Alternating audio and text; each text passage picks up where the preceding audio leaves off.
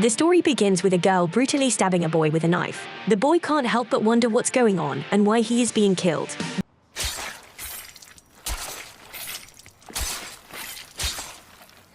Just as he tries to get up, the girl brutally kills him with a fatal strike from a knife.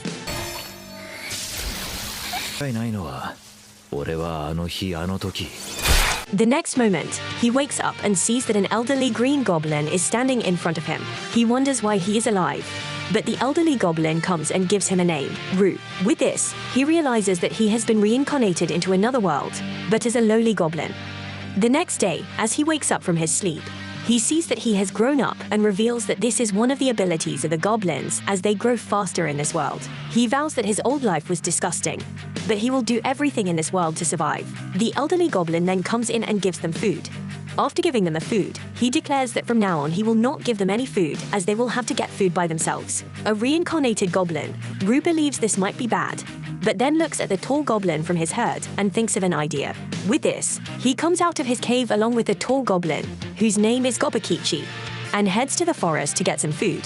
He shares his idea with Goburou and tells him that Goburou's duty is to bring their prey to the assigned location, and he will finish it there with everything he has. Goburou agrees to it and does the same, and they are able to hunt down their first prey. Their first prey turns out to be a wild horned rabbit. Rue is glad that they have finally found food, but Kichi tries to eat it alone without sharing it with Rue. Seeing this, Rue gets mad and beats him up, and then declares that they are on this hunt together and that they will share the food together. Just then, he realizes that he needs a weapon to kill his prey. Otherwise, he might not be able to get the job done. With this, he cuts off the horn of the rabbit and believes that this will act as a knife for him in the next hunt. However, to his surprise, he receives a status inside his head that says he has obtained the horn of a small creature. Rue wonders what it is, but quickly shoves it away after realizing that Kichi is wanting to eat food. They then eat their first prey, and Kichi is glad that he finally found something more tasty than those ugly insects. With this, they begin hunting together in the forest, with Kichi leading the prey and Rue finishing it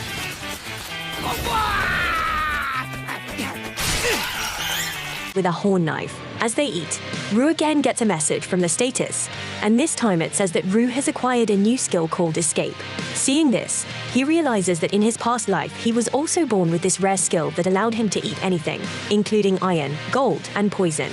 He believes that his past life skills have been reset in this world, and wonders what kind of skills he will get in the future. He then gives one of his horn knives to Kichi and tells him to hunt down the monsters with it. However, the sun goes down, and they head to their cave. There, a goblin girl named Goburou is amazed at Rue's hunting skills. She says Rue is amazing before revealing that he is the only one who came alive while other goblins died at the hands of horn rabbits. Kichi tells her that Rue was not alone, as he was there with him and helped him, but not Goburou. He pays attention to Rue, seeing her enthusiasm for him. Rue invites her to their next hunt, and she quickly agrees with it. However, their hunt gets washed away because of rain, and Rue decides to head to the goblin storage area to find something useful that can be helpful for making his new weapon there. He gets shocked after seeing a group of captive human women and wonders what they are doing here. He asks the leader of the goblin herd, Goburou, about it, but he pays no attention to his question and instead declares that he will level up faster than expected. Rue wonders what he is talking about, and Goburou informs him that lowly goblins are born with a status ability, which means they can maximize their status by hunting down their prey. He reveals that if they reach level 100, then they will be able to evolve into a more advanced life form, Hobgoblin. But this is not an easy task, as dozens of goblins get killed by trying it. However, he believes that Rue will be the first in his herd to achieve this feat. With this, Goburou heads back to the cave and informs him that some of the evolved goblins from another village will soon arrive here, and he will get to see what an evolved hobgoblin looks like. A reincarnated goblin hears this and vows that he will reach level 100 before their arrival. The next day, they hunt down some snakes and some medium-level monsters.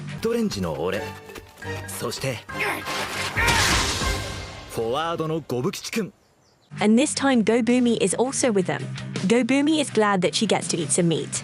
But Rue gets another message from the status, and it declares that he has acquired some new skills, including thermography, venom resistance, search, and an evil eye.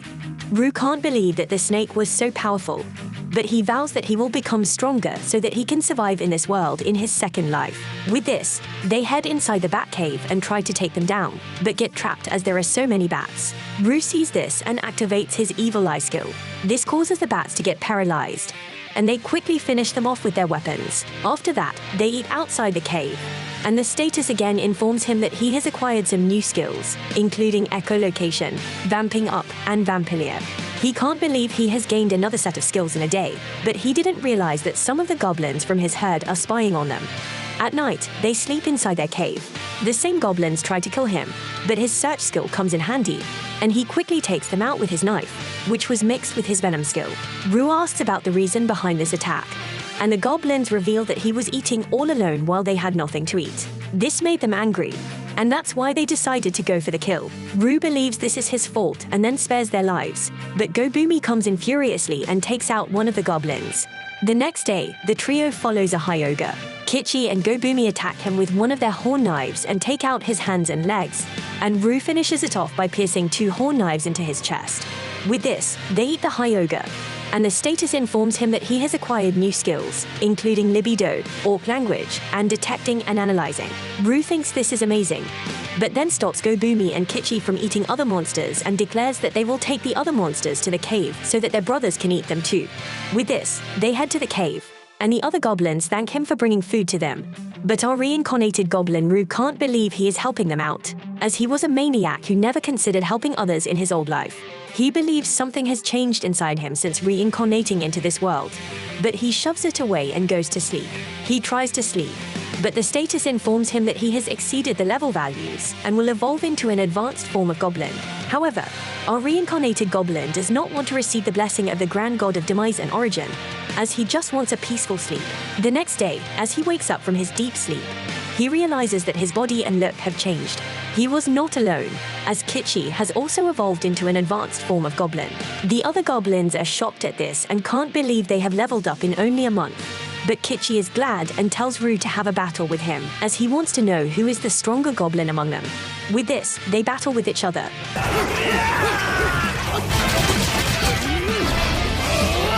And Rue takes him down quickly by showing his immense power and greater skills. Just then, Rue hears something and tells Goburou to bring her crossbow here, as they will need it soon.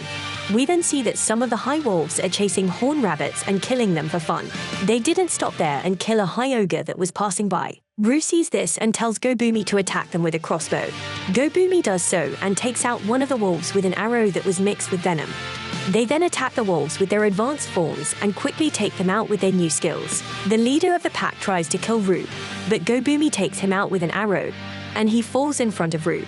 Rue eats it, and the status then informs him that he has acquired new skills, including Wild Hunt, Hide Armor, and a leadership skill called Order. They take all the slain wolves to the cave and give them to their herd of goblins. The goblins thank Rue for bringing them food and request that he teach them how to hunt, as they want to stand alongside him. Rue hears this and declares that he will teach them about hunting. The goblins thank him for this and say that he is a good guy, but Rue doesn't agree with this statement. However, our reincarnated goblin vows that he will hunt down more monsters and eat as much as he can. And Goburou is shocked when he accidentally walks in on Goburou. On day 17, all the human women that were captive took their own lives, and Goburou had a quiet memorial for them with Gobji. We then move on to day 24, and Goburou is training the other goblins. In the meantime, he had also been eating every promising enemy he could find and learning a lot of new abilities. Just then, another group of goblins begins approaching. Goburou prepares to protect everyone against them, but Gobji stops them and explains that they are their raiders. Goburou is then shocked to hear that they're also the fathers of Goburou's generation of goblins. The raiders have captured another group of human women, and the evil goblins are glad since their last batch took their own lives. It turns out that goblin DNA is so strong that when they mate with other species, it still results in goblin children. Goburou can understand the instinct to reproduce, but that doesn't mean he's okay with what's going on. He requests that he be the one to look after the human women, but this just upsets the raiders. Goburou's generation of goblins is ready to stand up for him, but this just begins to divide the two groups. Just then, two goblin girls arrive to casually tell the two sides to stop getting themselves into a civil war. They are Hub Sardo and the mage Habse. These genius girls come up with a brilliant idea to have the leaders of both generations fight, and the winner decides what the village will do from now on. The raider wants to teach Goburou a lesson, and Goburou agrees to fight as well. The fight ends very quickly as Goburou uses some kind of mysterious string. The others can't understand how he did it, so Goburou explains that it just comes out of his body. He then thinks about how it's an ability he learned that allows him to produce spider silk, and he learned it after eating a demon spider. The girls are amazed that someone like him was born while they were gone, and Goburou announces his new official status as leader of the village. He asks if anyone has a problem with that, but no one decides to stand up against him. Goburou then tells the humans that he ordered everyone to keep their hands off of them. He won't do anything either, and they will find the time to send them back to a human village. The girls wonder if they will have to do anything, and we learn that Goburou wasn't being completely selfless with his actions. He wants the knowledge of humans. Goburou asked them some questions and learned that these girls were part of a traveling business when the goblins attacked them. All the men were slaughtered, and these 5 girls were the only survivors. On day 28, Goburou was surprised to see that the girls seemed happy. He realizes that they haven't gotten over everything. They're just having a positive attitude since it will make things easier. Goburou cooked for them, hoping that it would help. Among the girls are 2 sisters who are cooks as well as tailors. The one with glasses is an alchemist, and the absent-minded girls are an appraiser and a smith. As for the redhead, she is a rookie warrior, so he decides to have her join their training later. Goburou then trained everyone hard and insulted them when they got tired. For the next few days, he focused on group exercises instead of hunting, and he beat into them the new rules he set for the group. Day 31 was rainy, so Goburou and Gobukichi did some really intense sparring as everyone watched in amazement. That night, Goburou sensed that a group of goblins were about to break his rule regarding human women. Goburou sliced right through one of the goblins and restrained the others. He reminds him of the rules he set and punishes one of them for talking back to him. Goburou apologizes to the women, and the redhead cries in his arms. The other goblins arrive, so Goburou instructs Gobukichi to take the restrained goblins outside. He also has Goburou gather the other goblins so they can watch what he's about to do outside. Goburou sends a message to the others by using these guys as an example. He beats them relentlessly and makes sure that everyone really understands their village rules. Everyone gets the message loud and clear, so Goburou dismisses them. Goburou stopped just short of ending their lives, which meant that Hopkin, who got the worst of the punishment, passed away. The next morning, on day 32, Goburou's team used their amazing teamwork once again to take down a tri-horn horse. It was pretty tough, but this just meant that he also received a ton of new abilities. Tri-burst is one of them, and it amazingly allows him to deal 3 blows with just 1 strike. That night, the redhead goes to sleep in Goburou's bed, and he realizes that the incident from the night before must have traumatized her. Goburou comforts her and allows her to spend the night with him. However, when he wakes up, Goburou finds Goburou join them as well that day. They also find that the female goblin named Gobi evolved into a hobgoblin as well. Overall, things have been going pretty smoothly. Goburou runs the ranged unit, and Gobukichi's in charge of their armed forces. Hobsado handles the mobility-oriented force, and Gobi has taken over Ear support, which focuses on doing chores. Hobse would act as the captain of their mage force, but right now she's the only mage in their village. For the rest of this day, Goburou leaves the training to the captains so he can head deep into the forest to hunt a variety of prey. Goburou tries out some demise magic and is shocked to see just how powerful it is, as he easily destroys one of the powerful tri-horns with 1 attack. Goburou only realized after this that the magic made him overconfident as he went into the northern forest. There, he finds a strange area with a ton of blood, and he remembers something that Gobski told all the goblins. Gobji warned them to never go into the northern forest for any reason. Inside there is a terrifying crimson monster called the Red Bear.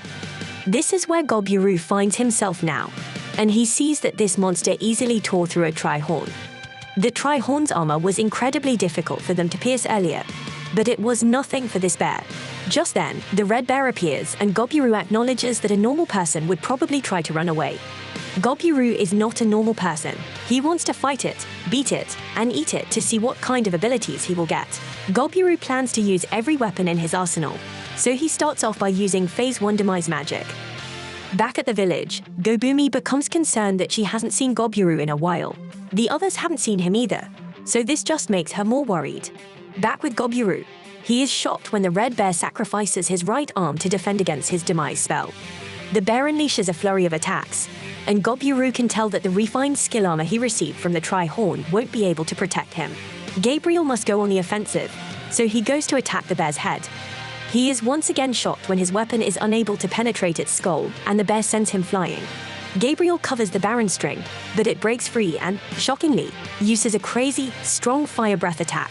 The forest is covered in fire, and Gabriel must heal his wounds. The attack was very concerning since Gabriel had never seen or even heard of a fire-breathing bear in his past life.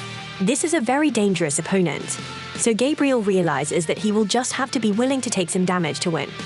Gabriel moves in for another attack and protects himself from the fire breath. The beast is pretty tough on the outside, but Gabriel cleverly uses the fire breath attack against the bear, and he pierces it right through its mouth.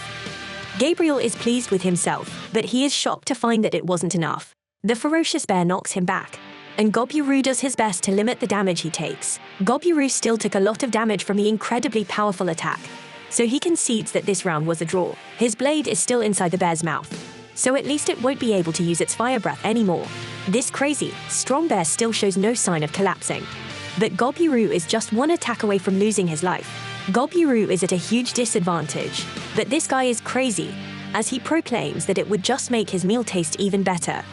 Gabriel goes in for more fighting and manages to deal some damage.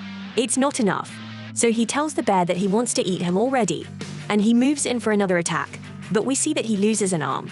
On day 34, Gabriel has finally won the crazy battle, but he barely survived.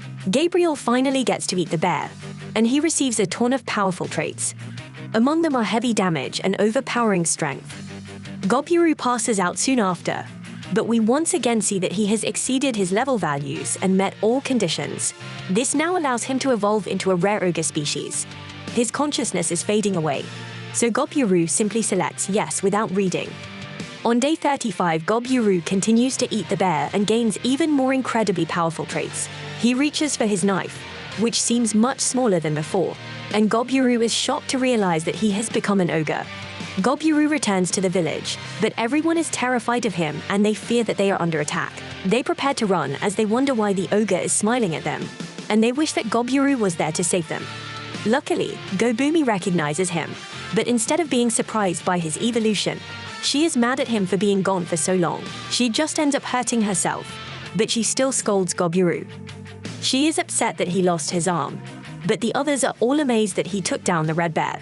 Gobji is most shocked of all as he points out that Goburou was able to defeat the master of the Northern Woods just 1 month after he was born. Everyone had questions for him, but Goburou was just glad that he survived and was able to make it to his new home in his new world. Sometime later, everyone is still amazed by Goburou's evolution, as he has gotten much bigger and stronger looking. Goburou goes to check on the human women, but he is followed closely by Gabi and the redhead for some reason. As expected, the humans are terrified of him, but he manages to calm them down by explaining that it's him. Gabi seems upset about something as she pinches his leg. The blacksmith is disappointed to see that he wrecked the axe that she made him, but reveals that she has made her knife using a special spirit stone. Goburou praises her but finds that the other girls have started to pinch him even harder. The twins need help with their cooking duties, so Goburou explains that he will assign a few goblins to help them out. Goburou is impressed that they have gotten used to being around goblins so quickly, so he tells them that they would make great wives. He wonders if they want to be his wives, and they call him a sly dog.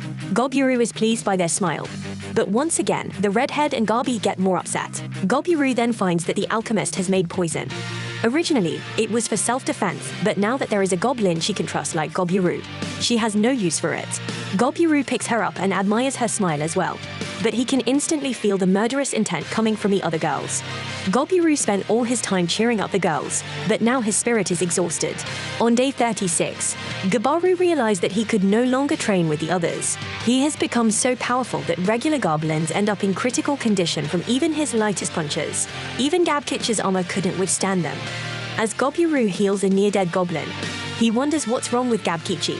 Gabkichi says it's nothing as he goes to hunt, but Goburou can tell that something's wrong. Aside from that, Goburou has started to notice that Habsado and Gabi have started hunting together. The red-headed woman is training by herself, and Gabi is continuing her hobby of mining for spirit stones. As for Goburou, we see that he can still use his missing arm like it's slime, thanks to the fact that he ate slime before. Goburou wonders if Gabkichi will be okay, but Habs points out that it depends on how much effort Gabkichi puts in. The two argue as Goburou wishes Habs would give him back his book. And he thinks about how he was finally able to have a relaxing day on day 37. Gabi panics as she finds some little creature in really bad shape. Goburou does his best to heal her, but she's losing too much blood, so he decides that he will have to get some blood-producing medicine from the alchemist. Luckily, it works, so they explain who they are to the thing they call a carbuncle. The carbuncle introduces herself as Litana and reveals that she was attacked by humans. The gem on her head is a high-class material, so its price is said to be as high as 1 billion gold. Litana asks that they lend her their power and beg them to get rid of the humans that attacked her. Goburou is familiar with the history of the carbuncles. Their master named Velvet was a famous legendary magician, and he created them to watch over his secret treasure den. Litana explains that when she was attacked, her core was broken, so her lifespan was shortened. In the secret treasure room lie legendary class items that he has collected throughout his entire life. Litana explains that her master hates humans. He would prefer that the goblins take all the treasure rather than the adventurer humans. They can have everything, so Goburou declares that they will go. The blacksmith girl gives him his new dagger, but he tells the frightened girls not to worry as he won't blatantly eliminate the humans. His job is just to get them to leave, but he warns that he might have to use some force if they don't listen. They then go through the hole Goburou made. On the way to the treasure room, Gabriel decides to try to persuade the humans to leave, so he tells the others to hide. He finds the adventurers who are searching for their treasure room, but they think that he is just another monster that they need to defeat. They attack him, but are quickly shocked when he is able to detect the presence of their invisible assassin. Goburou explains to them that this is someone's house, and what they are doing is robbery and murder. It's clear that they don't have any guilt either. So Goburou determines that they are beyond saving the stupid. Humans are just shocked that an ogre can speak English so well. And Goburou says that luckily for them, he also has a good heart. They refuse to listen as they attack him instead. But Goburou just easily dodges them all and once again tells them to leave. They don't listen, so Goburou analyzes the situation. The humans have 3 in their backline that are using a lot of high-class magic items. Unfortunately for them, it's pretty clear to Goburou that they're relying too much on level enhancement to increase their fighting strength. This doesn't do much for them since their fighting technique itself is pitiful and Goburou's easily able to beat them up. Just then, one mage celebrates as he thinks he just blew Goburou's head off. They're, of course, shocked when it becomes clear that his detectives angered Goburou.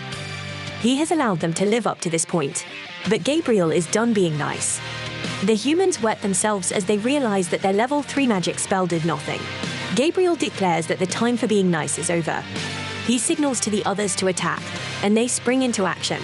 Gabriel takes out his blade and tells the humans to regret not leaving when he gave him the chance. Afterwards, Gabriel revealed that they eliminated the adventurers and ate them. This gives Goburou a bunch of their traits, including being an assassin, a high wizard, and an enchanter. That isn't, although there were some pretty high-level adventures among them, and they had some pretty good loot. There is a rare ring and item storage bag with a bunch of items in it, so Goburou just eats those too. Among other things, this allows Goburou to summon a cheap item box that can store an incredible amount of items. They then head to the treasure room, where Latona thanks them. She explains that her master Velvet is great with spirits, which is why a ton of spirit stones can be mined there. She wishes good health to Goburou as they say goodbye, and she vanishes. It's a pretty sad moment. So Goburou just eats the gem from her head that she left behind the slick Gabkichi, wonders if Gabi is okay, and she says that she is fine. They have a moment of silence for Latana, and afterwards, Goburou decides that they will take all the treasure and split it amongst themselves. Goburou marvels at his item box because it still has a lot of space even after shoving all the treasure into it. Goburou doesn't like the idea of just leaving Velvet's body there, so he cremates it. Surprisingly, this leaves some kind of gauntlet. Goburou tries it on, and it's done when this thing attaches itself to him and becomes his new arm. The others are amazed to see it, and Goburou shows what it can do as it feels just like his own arm. When they leave, Gabriel decides to have a party to celebrate the successful mission.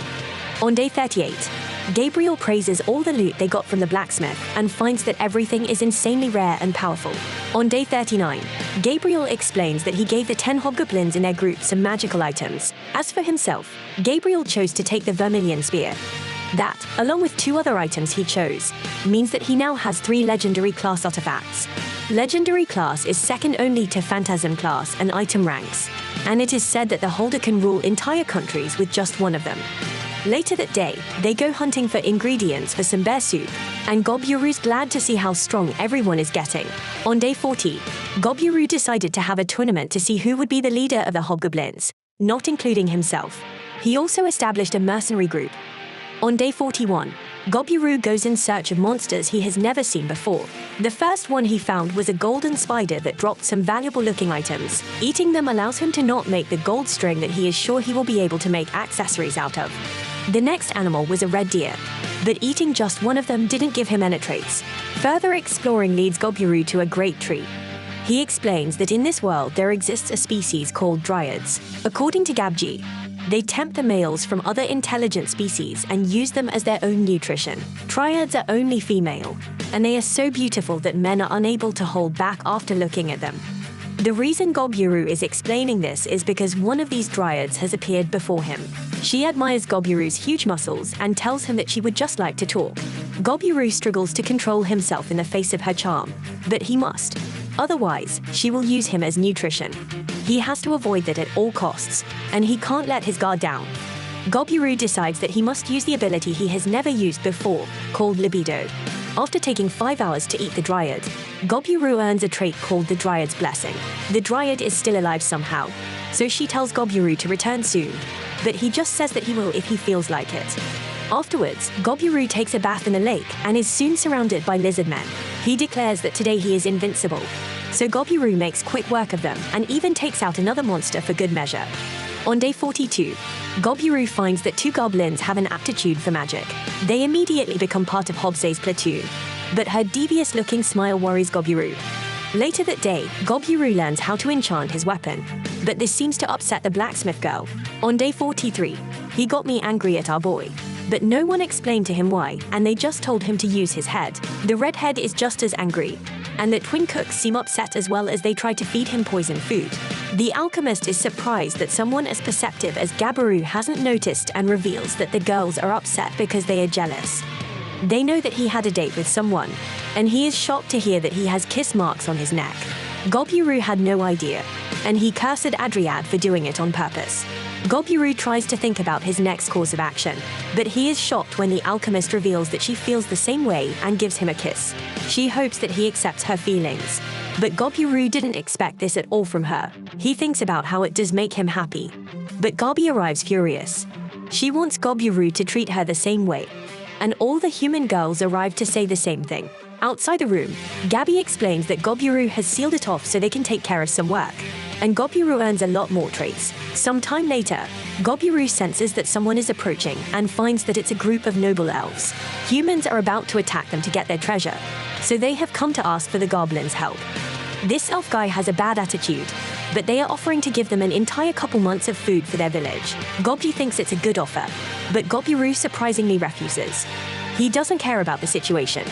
He just wants them to be more sincere when asking for help. The guy prepares to attack Goburou, but Goburou strikes fear into their very souls with one terrifying glare. Goburou then warns him to tell his hidden archers to lower their bows. They try to shoot him instead, but they have no chance of hurting Goburou. The elf has them stop attacking, and Goburou explains that he's rejecting his offer because he's simply not in a good mood. However, the goblins live in this forest as well. If the humans are going to cause problems, then he wouldn't be against teaming up. Goburou then amazes everyone as he uses his legendary weapon to threaten all the elves at once. Goburou doesn't even really understand fully how it works, but if he stabs something with it, he's able to produce a limitless amount of spears that can extend 100 meters out. The elves run away, terrified, so Goburou hopes he doesn't see them again for a while. On day 45, Goburou hunts down 20 grey slime, eating their cores, which gives him a bunch of abilities, including fluid regeneration and auto-replication. Goburou gives auto-replication a try and finds that he can create a tiny version of himself from his blood. He can even see himself in this thing, which means that they have linked sensors. This gives our boy, Goburou, a brilliant idea. On day 46, he has the girls make some clothing with his blood in the lining. This way, the clothes can serve as a transmitter in case they are ever in danger. On day 47, one of Goburou's many scouts finds that the elves didn't learn their lesson as they have routined. This time, Goburou just lets out a loud roar from within the cave, and the elves are terrified that they can't even move. Goburou doesn't even say a word when he emerges, and he simply captures them. The elf leader explains that Goburou's lack of respect wounded his pride, and this has earned Goburou more than one death. The other elves, however, apologize for not being able to stop their boss. Goburou has come to a decision, but it's a harsh one. Their boss can already be considered dead, but the rest of them will have a chance to survive. Goburou will have them face the goblins in a mock fight, and the elves that win will live. Goburou's choice is a fair one, as he declares that if they want to survive, then they will have to fight with everything they have. In the end, out of the 23 elves, 6 of them were defeated. The 6 were all men, but Goburou admits to himself that he tweaked the fights because he doesn't like seeing women get eliminated. Goburou then snacks on the losers, and he gets a lot more abilities. Goburou then reveals to the survivors that they are now prisoners. They thought they would be set free, but Goburou reminds them that they still try to eliminate the goblins. Gobji thinks that the elf prisoners will be a lot of fun, but Goburou reminds him that there are rules against touching prisoners. Gabji vows to listen to his leader, but still begs, as he is desperate. Goburou then goes to give the final punishment to the leader of the elf unit. On day 48, we see that Gabkichi reaches level 100. On day 49, everyone is amazed to see that Gabkichi has evolved into a special variant. His dark red color is the result of a blessing from the demigod of flame, and his iron-hard skin is a blessing from the demigod of war. Gabkichi explains that Goburou hasn't had someone to spar with since he became an ogre, and Gabkichi was worried that he would never catch up to him. Gabkichi is different now, so they spar outside. Goburou still dominates the fight, but Gabkichi is surprisingly able to hold his own. Goburou eventually wins the fight, but the match proved to him that Gabkichi really is his rival. That night, Goburou was exhausted, and he was met by a strange figure. This thing apologizes for some reason and gives Gabriel a gift, as it's the least it can do. Gabriel wakes up but has no clue what just happened. On day 51, Gabriel wonders if Gabkichi inspire the others because they have 4 new hobgoblins. One is even suited to be a mage, and another will be a cleric. The cleric's name is Gobji, and he promises to heal as many people as possible. Hobsei has evolved as well, growing into the Lord family as a half-spell lord. Spell lords don't usually have markings like the ones on her arms, and Gabriel notices that they look like the ones on his body. Hopsy is overflowing with mana, so she wants to test her strength outside. She demonstrates her immense power with an incredible fire attack and explains that she can do another 20 of those, at least. This is pretty incredible, but what's more surprising is that she is only a half-spell lord right now, and she will likely evolve into a full spell lord next time.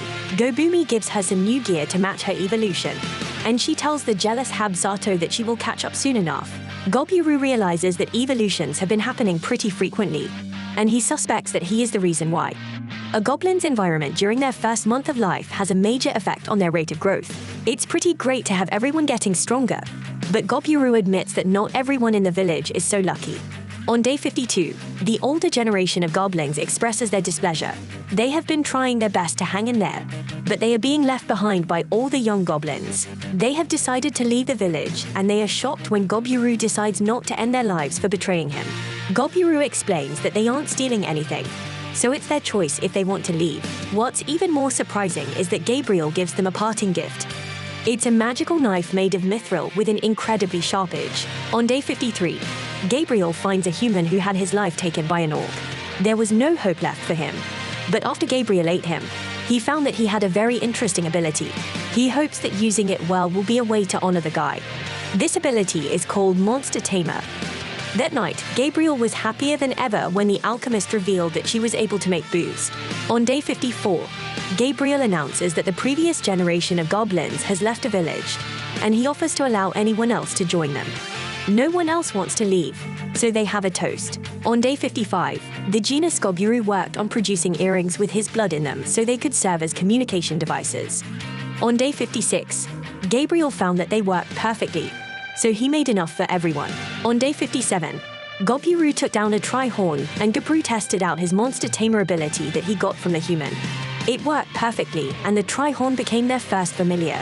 On day 55, we find that Gabriel also has a grey bear familiar.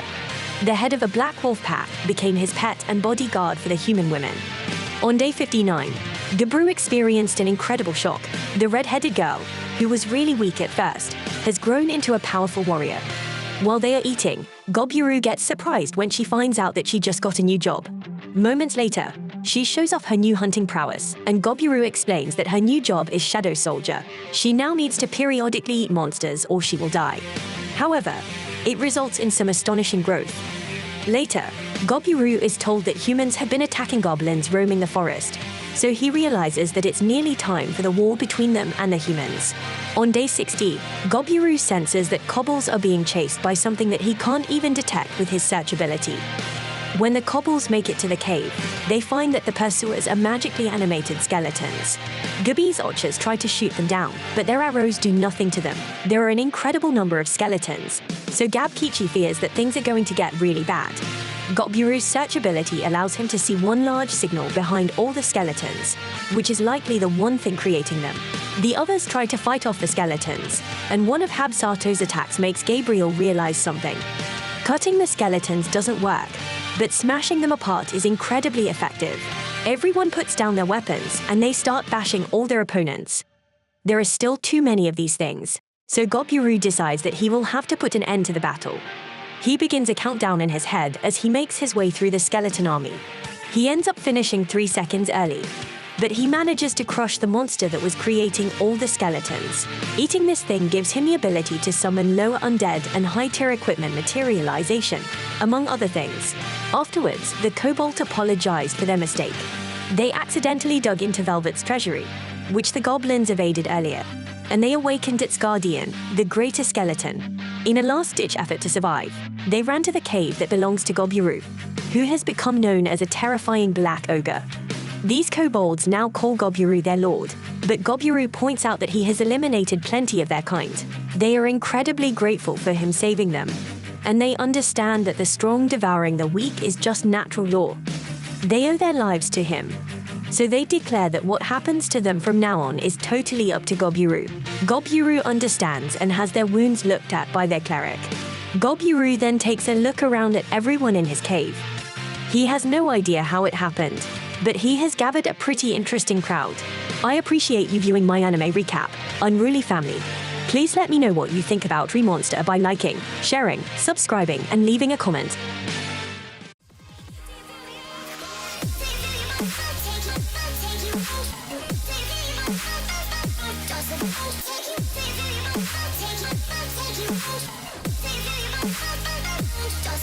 Take you